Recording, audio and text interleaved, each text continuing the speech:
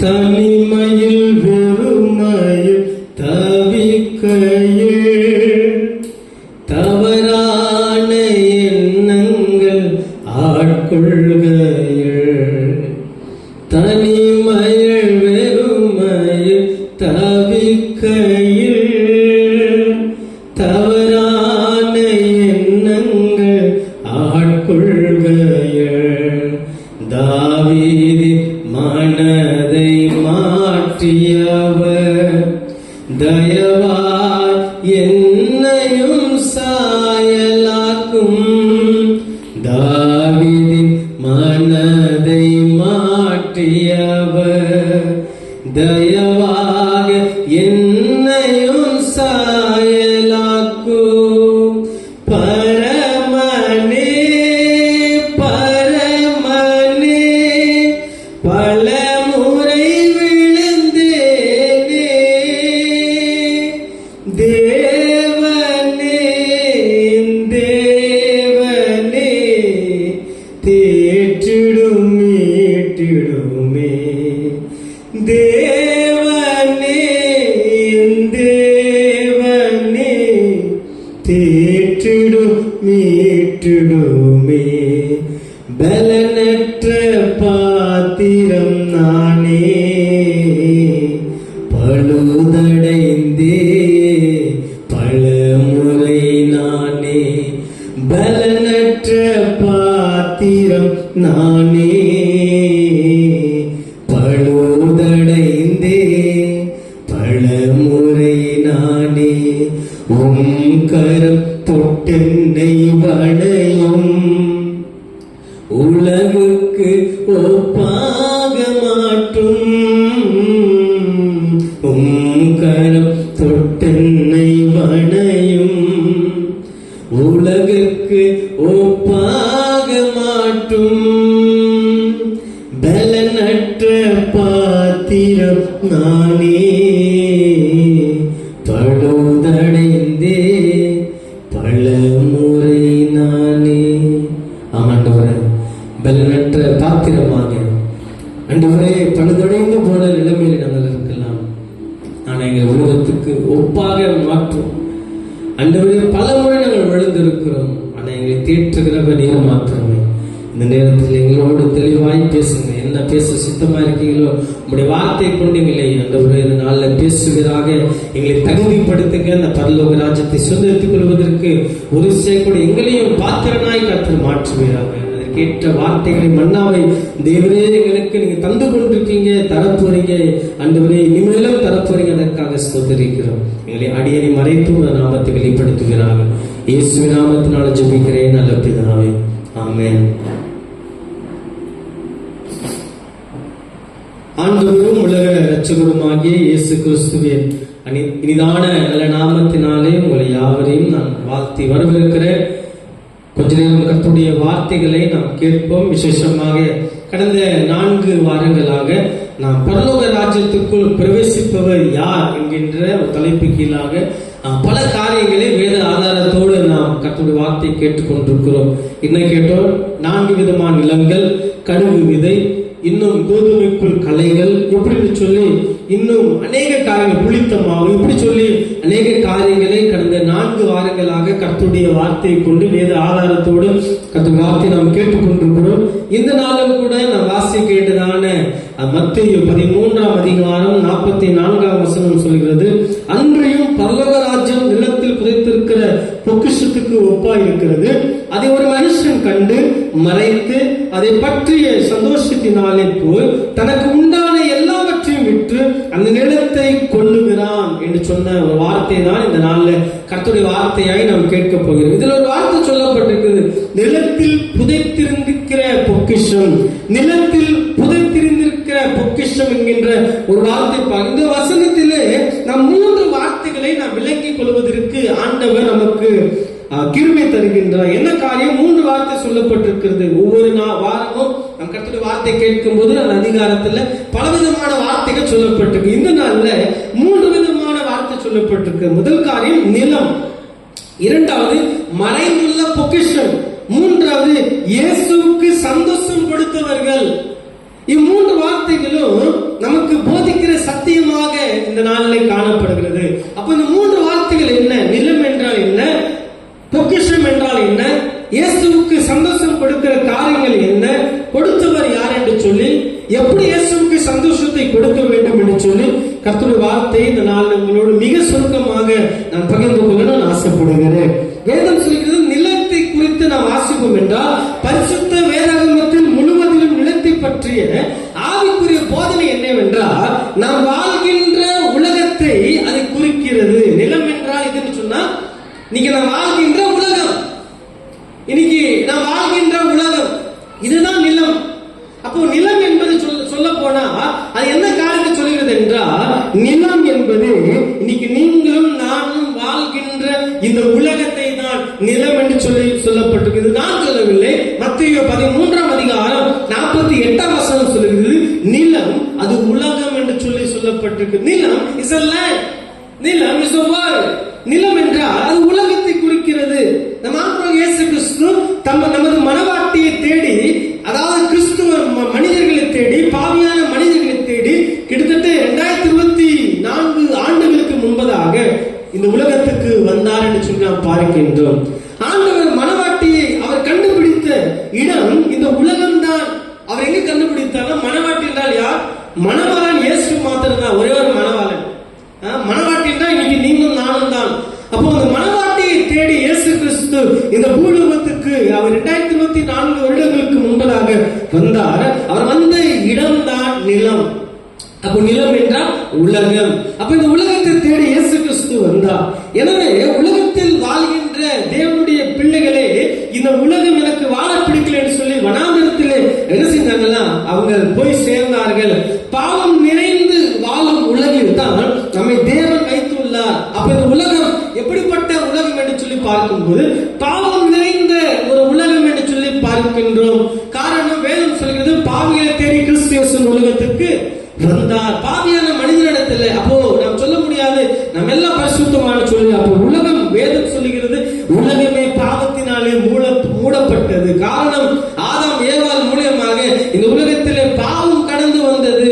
பாவத்தை நாம் பாவத்தினாலே கற்பம் தரித்தோம் என்று சொல்லி வேதம் சொல்லுகிறது. அப்போ நம்மை தேவன் வைத்துள்ளார். அப்போ அவர் தேடுகிற மனவாட்டியாக சபை மறைந்துள்ள இடம்தான் இந்த உலகம். அப்போ பாவமான உலகத்தை தேடி இயேசு கிறிஸ்து இது நிலமாக்கிய உலகத்துக்கு வருகிறார். இந்த உலகம் எப்படியா இருக்குதா? அது பாவத்தினால் மறைந்திருக்கிறது. நாம் சில நாடுகளாக கர்த்தர் வார்த்தை கேட்டுக்கொண்டிருக்கிறோம். சில நேரத்தில் இந்த வார்த்தை நமக்கு புரியாம இருக்கலாம். சில வார்த்தைகள் ரொம்ப ஆழமாக இருக்கும். காரணம், பரலோக ராஜ்யம் என்பது அது சாதாரணமானது அல்ல. பரலோக ராஜ்யம் நினைக்கிறோம் ஏதோ ஒரு இடம், ஏதோ யாரோ போறாங்க, அப்படி அல்ல. வேதம் சொல்றது பரலோக ராஜ்யத்திற்குரிய நிச்சயத்தை இந்த பூமியில நீங்கள் நானும் பெற்றிருக்க வேண்டும். நான் நினைக்கிறோம், நம்ம செத்த பிறகு யாருக்கு என்ன தெரிய போகுது, செத்த பிறகு நான் எங்க போறேன்னு யாருக்கு என்ன தெரிய போகுதுன்னு நினைக்கிறோம். ஆனா அப்படி அல்ல. அந்த பரலோக ராஜ்யத்துக்குரிய நிச்சயத்தை இந்த பூமியில் நீங்கள் நானும் வாழ வேண்டும். நாம் வாழ வேண்டும். அதைத்தான் மனவாட்டியை தேடி இயேசு கிறிஸ்து பூமிக்கு வரும் பொழுது, மனவாட்டியாகிய இந்த உலகம் பூமியானது அது இருளாயிருந்தது, பாவத்தினால் நிறைந்திருந்தது. அப்போ நிலம் என்றால் என்ன? உலகம். நிலம் என்றால் உலகம். இரண்டாவது வார்த்தை ஒரு ஆழ்ந்து சொல்லப்பட்டிருக்கு. என்ன வார்த்தை? பொக்கிஷம். பொக்கிஷம். பொக்கிஷம் என்றால் என்ன? மல்கியா 3:17 சொல்கிறது, என் சம்பத்தை நான் சேர்க்கும் நாளிலே அவர்கள் என்னுடையவர்களாய் இருப்பார்கள் என்று சேனைகளின் கர்த்தர் சொல்லுகிறார். என்ன அர்த்தம் என்றால், நம்ம ஆண்டவர் இயேசு கிறிஸ்து தமது மனவாட்டியை பொக்கிஷத்துக்கு ஒப்பாக சொல்லுகிறார். முதலாவது நிலத்தை உலகத்துக்கு ஒப்பாக சொல்லுகிறார். இரண்டாவது பொக்கிஷம் என்றால் என்னன்னு சொல்லி பார்க்கும்போது, ஆண்டுடைய பார்வையில் பொக்கிஷம் என்றால் மனவாட்டி. மனவாட்டி என்றால் இன்னைக்கு நீங்களும் நானும் தான்.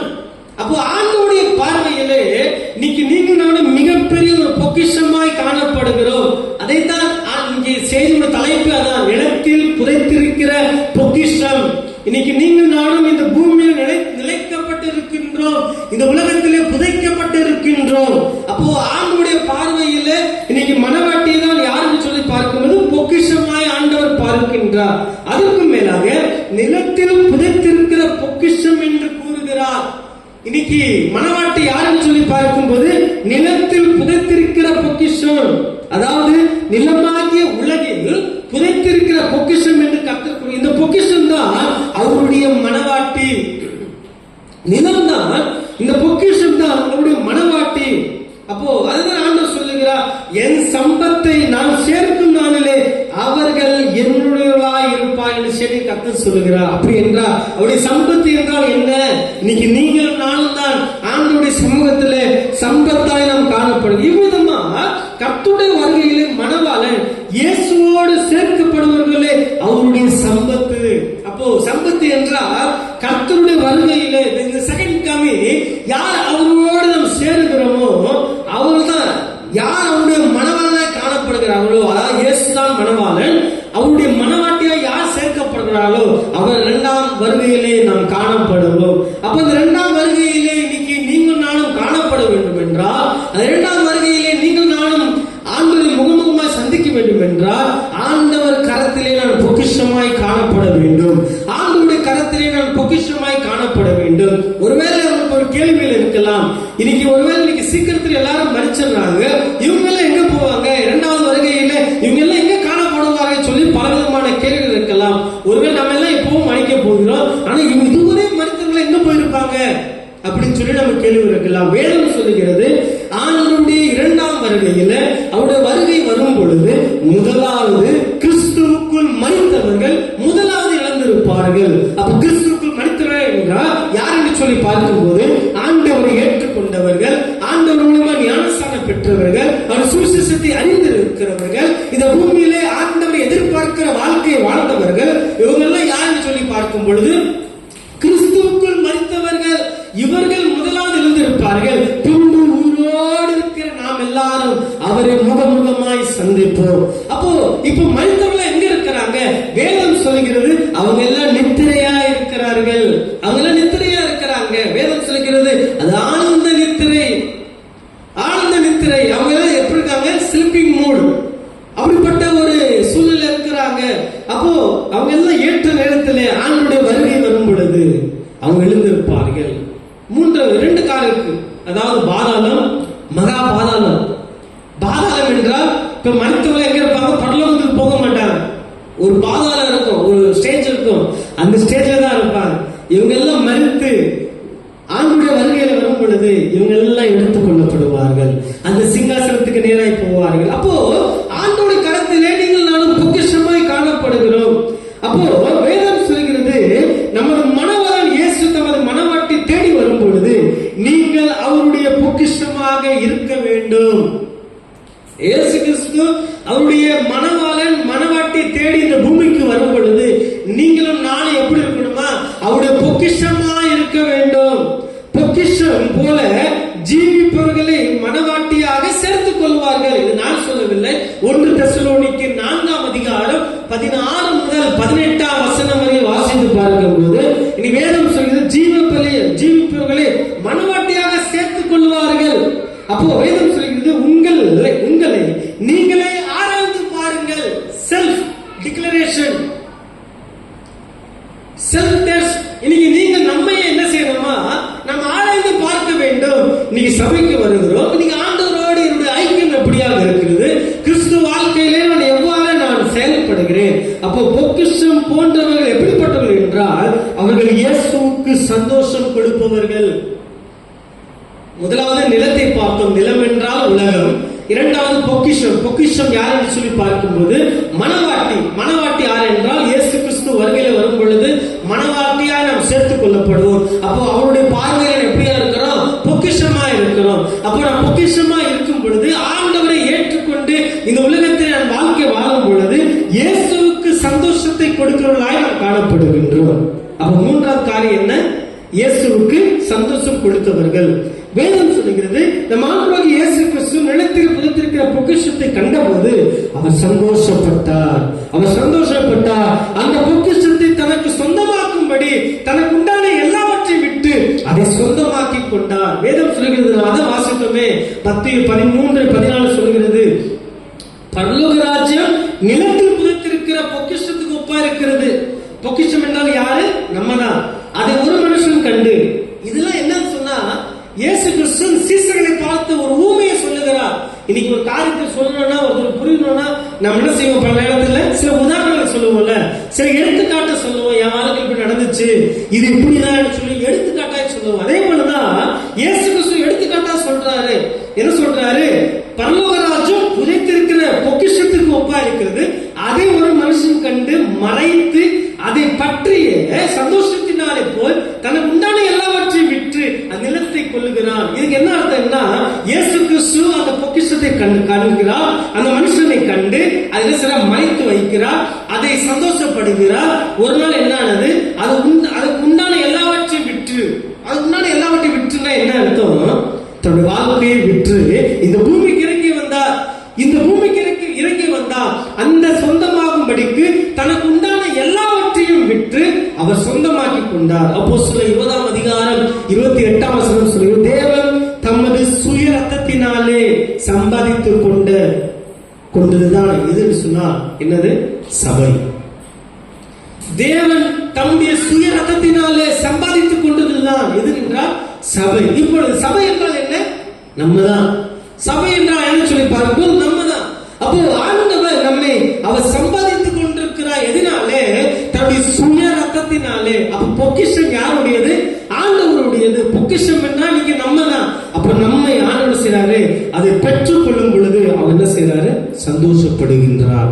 அது சந்தோஷப்படுகிறார். வேதம் சொல்கிறது, பரலோக ராஜ்யத்துக்குள் பிரவேசிப்பவர் யார் என்று நாம் தியானிக்கும் போது, சந்தோஷம் உண்டாக்கும்படி நடந்து கொள்பவர்களே அவருடைய மனவாட்டியாகும். ஆண்டவர் சந்தோஷப்படுற அளவுக்கு, அவருடைய நாமம் மகிமைப்படுற அளவுக்கு எந்த மனிதன் இந்த பூமியிலே தன் வாழ்க்கை நடத்தி கொள்கிறானோ அவன் சந்தோஷப்படுகிறான் என்று சொல்லி பார்க்கின்றோம்.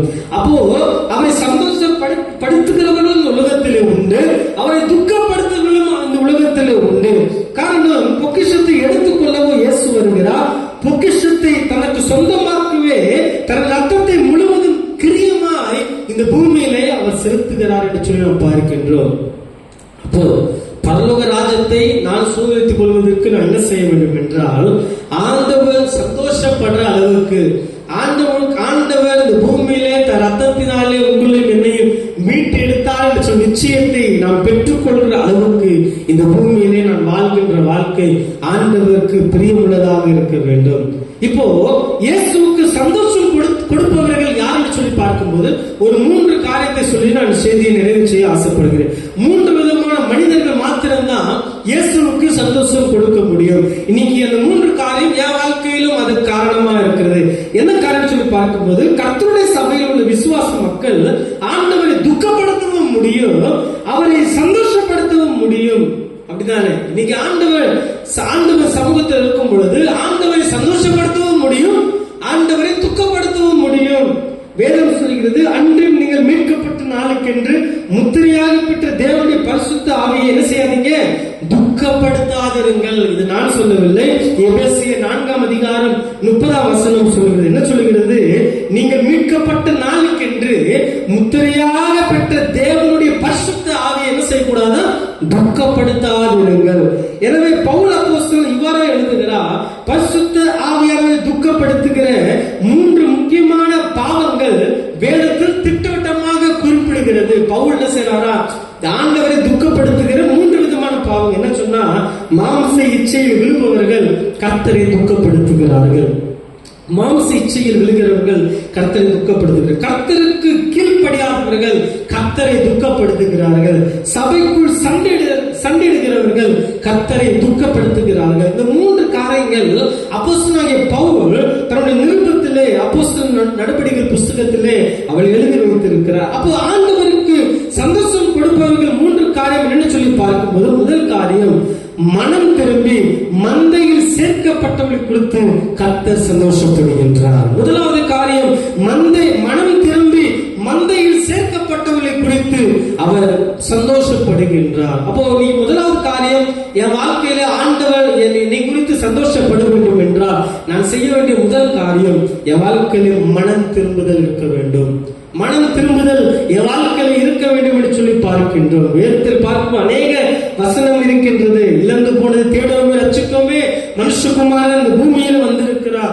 அப்போ இன்னைக்கு என் வாழ்க்கையில மனம் திரும்புதல் மிக முக்கியமானதாய் என் வாழ்க்கையில காணப்படுகிறது. மனம் திரும்புதல் இல்லாம என்ன செய்ய முடியாதா? அந்த நிச்சயமான பரலோக ராஜ்யத்தை நீங்க சுதந்திரித்துக் கொள்ள முடியாது. அப்போ எந்த மனிதன் உள்ளவர்களுக்குள்ள மனம் திரும்புதல் இருக்குதோ வாழ்க்கையிலே கர்த்தர் சந்தோஷப்படுகிற தேவனாக இருக்கிறார். இன்னைக்கு வேதத்தில் வாசிக்கும் போது ஆதியாகமம் 6ஆம் அதிகாரம் 5-6 வாசிக்கும் போது வேதம் சொல்லுகிறது, ஆண்டவர் மனிதனை படித்ததற்காக அவர் மனஸ்தாபப்படுத்தார், கோபப்பட்டார்.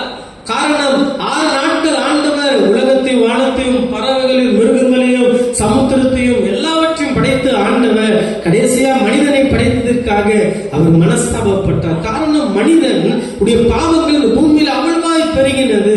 காரணம் மனம் திரும்புதல் இல்லை. ஆண்டவரோடு நெருங்கி பழகினவர்கள், ஆண்டவரோடு ஊழியத்தில் சென்றவர்கள், அவங்க கூட என்ன செய்யல, ஆண்டவரை ஏற்றுக்கொள்ளல, முன்னாடி விட்டு பின்னாடி பேசுகிற கூட்டமாக காணப்பட்டார்கள். இயேசு அற்புதம் செய்தாலும் அந்த அற்புதத்தை ஏற்றுக்கொள்ளாமல் இவர் என்ன எப்படி செய்கிறார், கள்ள உபதேசமா இருக்கு சொல்லி அவரை பலவிதமான வார்த்தைகளை காயப்படுத்தினார்கள். இயேசுக்கே அவ்வளவு பெரிய காயம் என்றார். இயேசுக்கே ஊழியம் செய்யும் பொழுது அவ்வளவு பெரிய காயம் என்றார். இன்னைக்கு ஊழியத்தை செய்கின்ற இன்னைக்கு சாதாரணமான எங்களுடைய வாழ்க்கையில் எவ்வளவு பெரிய காயமாக இருக்கும். இன்னைக்கு எத்தனையோ ஊழியக்காரர்கள் இன்னைக்கு பரிசுத்தமாக வாழ்கிறார்கள். எத்தனையோ ஊழியக்காரர்கள் தன் வாழ்க்கையில் உண்மையா பிரசங்கிக்கப்படும் பொழுது அவன் வாழ்க்கையில பிரச்சனை வருகிறது, அவன் வாழ்க்கையில போராட்டம் வருகிறது. ஆனா ஆண்டவர் சொல்லுகிறார், உன்னை குறித்து நான் சந்தோஷப்பட வேண்டும் என்றார், உன்னை குறித்து நான் மகிழ்ச்சி அடைய வேண்டும் என்றார். உன் வாழ்க்கையில மனம் திரும்புதல் இருக்க வேண்டும், உன் வாழ்க்கையில ஆண்டவருடைய நிச்சயத்தை நீ வாழ்க்கையில பெற்றிருக்க வேண்டும் என்று சொல்லி ஆண்டவர் சொல்லுகிறார். இப்படிப்பட்ட மனம் திரும்புதல் இன்னைக்கு வாழ்க்கையில கிடைத்திருக்கிறதா? அப்போ மனம் திரும்புதல் என்பது பாவ மன்னிப்பின் நிச்சயம் எனக்குள்ள இருக்க வேண்டும். மனம் திரும்புதல் என்பது என்ன என்றால், இன்னைக்கு நான் ஆண்டவருக்கு விரோதமாக, குடும்பத்துக்கு விரோதமாக, சபைக்கு விரோதமாக, சமுதாயத்துக்கு விரோதமாக ஒருவேளை நான் பாவம் செய்திருக்கலாம். இந்த பாவத்தின் மன்னிப்பு நிச்சயம் தான் மனம் திரும்புதலுக்கு அடையாளம். இன்னைக்கு அநேக நேரங்கள்ல இன்னைக்கு என்ன செய்யறோம், இன்னைக்கு நான் மன்னிப்பு கேட்கணும்னா சிலது மன்னிச்சிடணும், ஆனா அந்த காரியத்தை மறக்காமலே நாம் வாழ்ந்து கொண்டிருக்கிறோம். இன்னைக்கு பல நேரங்கள்ல இன்னைக்கு நாம் மன்னிக்கிற காரியங்கள், நான் செய்த பாவங்கள் அறிக்கை எடுக்கிறோம், ஆனா அந்த காரியத்தை நான் தான் செய்தேன் என்று சொல்லி ஏற்றுக்கொள்கிற மனம் எனக்குள்ள இல்லாம போகுகிறது. அப்போ இந்த மனம் திரும்புதலுக்கு அடையாளம் என்று சொல்லி பார்க்கும் பொழுது பாவ மன்னிப்பின் நிச்சயத்தை நீங்க வாழ்க்கையில் நான் பெற்றிருக்க வேண்டும். பாவ மன்னிப்பு நிச்சயத்தை என் வாழ்க்கையிலே பெற்றிருக்க வேண்டும். மத்தேயு 18ஆம் அதிகாரம் 3ஆம் வசனம் சொல்கிறது, நீங்கள் மனம் திரும்பி பிள்ளைகளை போல ஆகாவிட்டால் பரலோக ராஜ்யத்தில் பிரவேசிக்க மாட்டீர்கள் என்று மெய்யாகவே உங்களுக்கு சொல்லுகிறேன். வேதம் சொல்லுகிறது. என்ன சொல்லுது? நான் சொல்ல, மத்தேயு 18:3 சொல்லுது. என்ன சொல்லுதுன்னா, நீங்கள் மனம் திரும்பி பிள்ளைகளை போல ஆகாவிட்டால், சிறு பிள்ளைகளை போல ஆகாவிட்டால் பரலோக ராஜ்யத்தில் பிரவேசிக்க மாட்டீர்கள் என்று நான் சொல்கிறேன் சொல்ல, மெய்யாகவே சொல்லுகிறேன் என்று சொல்லி ஒரு ப்ராமிஸை ஆண்டவர் இங்கே பண்ணுகிறார். அப்போ முதல் காரியம், ஆண்டவர் என்னை குறித்து சந்தோஷப்பட வேண்டும் என்றால் என் வாழ்க்கையில மனம் திரும்புதல் இருக்க வேண்டும். இரண்டாவது காரியம், ஆண்டவர் என்னை குறித்து சந்தோஷப்பட வேண்டும் என்றால் விசுவாசிகள் ஆவிக்குரிய அதிகாரங்களை பற்றி வெளிப்பாடு உள்ளவர்களாய் குறித்து கர்த்தர் சந்தோஷப்படுகிறார். அப்போ விசுவாசிகள் ஆவிக்குரிய அதிகாரங்களை பற்றி வெளிப்பாடு அவர்களுக்குள்ளே இருக்க வேண்டும். ஆவிக்குரிய அதிகாரமுடைய வெளிப்பாடு இருக்க வேண்டும்.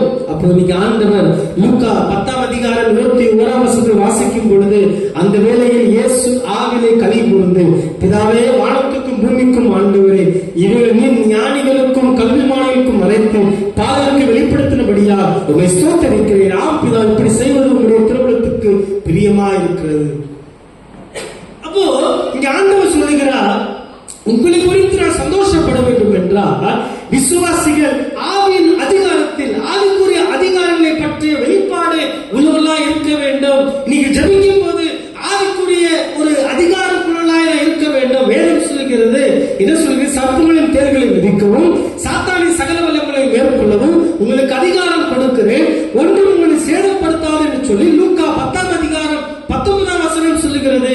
அப்போ இன்னைக்கு விசுவாசிகளாகிய நம்முடைய வாழ்க்கையில இன்னைக்கு ஆவிக்குரிய அந்த அதிகாரங்களை பற்றிய ஒரு வெளிப்பாடு எனக்குள்ள இருக்க வேண்டும். ஆவியானவரை குறித்து ஒரு வெளிப்பாடு எனக்குள்ள இருக்க வேண்டும் என்று சொல்லி ஆண்டவர் சொல்லுகிறதை நாம் பார்க்கின்றோம். மூன்றாவது காரியம், ஆண்டவர் என்னை குறித்து சந்தோஷப்பட வேண்டும் என்றால் நான் செய்ய வேண்டிய மூன்றாவது காரியம், பரலோக பயணத்தில் பயணம் செய்யும் கூட்டத்தை பார்த்து இன்னைக்கு ஆண்டவர் சந்தோஷப்படுகின்றார்.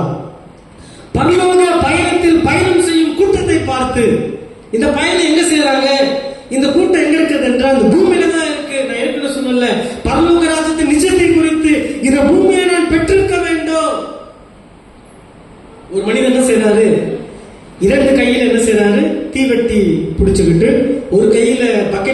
தண்ணி எடுத்துட்டு நடந்து போறார். நான் ஏற்கனவே சொல்லியிருக்கு.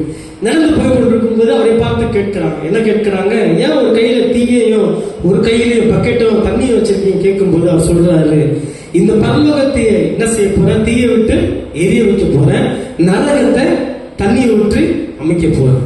காரணம், பரலோக நரகத்துக்கு பயந்து நான் வாழ மாட்டேன், பரலோகத்துக்கு ஆசைப்பட்டு நான் வாழ மாட்டேன். நான் வாழும் போது இந்த பூமியில பரலோகத்தின் நிச்சயத்தை இந்த பூமியில நான் பெற்றிருக்க வேண்டும். அதுதான் ஆண்டவர் சொல்கிறார், பரலோக பயணத்தின் பயணத்தை இந்த பூமியிலே நான் வாழும் பொழுது ஆண்டவர் வாழ்க்கையை குறித்து சந்தோஷப்படுகின்றார். அப்போ பரலோக ராஜ்யத்துடைய வாழ்க்கை எப்படி வாழ முடியும்? இந்த பூமியில வாழணும் என்றால் ஆண்டவர் எதிர்பார்க்கிறபடி வாழ வேண்டும். கலாத்தியர் 6ஆம் அதிகாரம் 9 முதல் 13 வசனம் வாசித்து பார்க்கும்போது அங்கே ஆவியின் கனிகளை குறித்து சொல்லப்பட்டிருக்கிறது. ஆவியின் கனிகள் என்னென்ன அங்க பார்க்கும்போது அன்பு, சமாதானம், நீடிய பொறுமை, இச்சையடக்கம், இப்படிப்பட்ட 9 கனிகள் சொல்லப்பட்டிருக்கு. அப்போ இதுக்கெல்லாம் நான் அடங்கி நான் வாழ வேண்டும், இதற்கெல்லாம் நான் ஏற்றுமாய் வாழ வேண்டும். அப்போ பரலோக பயணத்தில் பயணம் செய்யும் போது கூட்டத்தை பார்த்து அந்த சந்தோஷப்படுகிறார். நீ சாதாரணமாக போனாவே என்னுடைய பயணத்தில் நான் என்னென்னலாம் சேர்த்து போகிறேன். ஆனா பரலோகத்துக்குள்ள பயணம் போக வேண்டும் என்றால், அந்த பரலோக ராஜ்யத்தை சூழ்நிலைத்துக் கொள்ள வேண்டும் என்றால் கிறிஸ்து என்கின்றவரை நான் பற்றி கொள்ள வேண்டும். ஜீவ மார்க்கம் என்கின்ற அவருடைய அந்த ஆத்மாவை நான் ஏற்றுக்கொள்ள வேண்டும். ஆவி என்கின்ற பட்டயத்தை, இந்த திருவுக்கோளை நான் உரிமையாய் நான் வாழ வேண்டும். பாதரட்சியான பரிசுத்தத்தை நான் தரித்துக் கொண்டு நடக்குகிற ஒரு கிறிஸ்துவனாய் வாழ வேண்டும். கர்த்தர் அப்பொழுதுதான் அவர் நம்முடைய சந்தோஷப்படுவோம். அதேதான் நிலத்தில் புதைத்திருக்கின்ற பொக்கிஷம். இன்னைக்கு நீங்கள் நானும் யாரு? நிலத்தில் புதைக்கப்பட்டிருக்கின்ற பொக்கிஷம். அப்போ இந்த புதைக்கப்பட்டிருக்கிற பொக்கிஷத்துக்குள்ள ஆண்டவர் சந்தோஷப்படுகின்றார். அதை மறைத்து அதை சந்தோஷப்படுகிறார் என்றால், இன்னைக்கு 3 காரியம் என் வாழ்க்கையில் இருக்கும் என்றால் ஆண்டவர் சந்தோஷப்பட மாட்டார். மனம் திரும்பி மந்தையில் சேர்க்கப்பட்டது குறித்து கர்த்தர் சந்தோஷப்படுகிறார். விசுவாசிகள் ஆவிக்குரிய அதிகாரங்களை பற்றிய ஒரு தெளிவாக இருக்கும் பொழுது கர்த்தர் சந்தோஷப்படுகின்றார். பரலோக பயணத்தில் பயணம் செய்யும் கூட்டத்தை பார்த்து ஆண்டவர் சந்தோஷப்படுகிறார். இதை கேட்டுக்கொண்டிருக்கிற தேவ ஜனமே, இந்த வார்த்தை கொண்டு ஆண்டவர் நம்மை தைரியப்படுத்த போகிறார். பரலோக ராஜ்யத்திலே நாம் பிரவேசிக்கும் என்றால் நல்ல நிலத்தில் விதைக்கிற பொக்கிஷமாய் காணப்பட வேண்டும். கர்த்தர் தாமே வார்த்தையை நமக்கென்று ஆசீர்வாதமாய் மாற்றுவாராக. ஆமென்.